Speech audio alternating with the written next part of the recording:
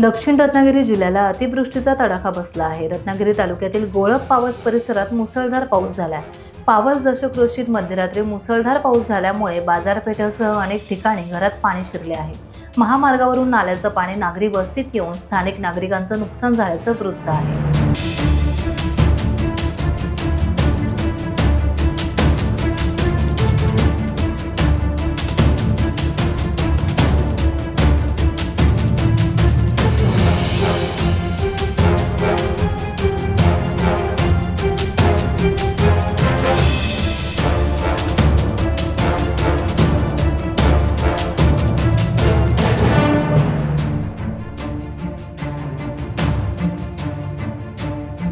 Times डिजिटलला like करा, share करा, subscribe करा आणि बेल आयकॉन दाबायला विसरू नका। Times digital.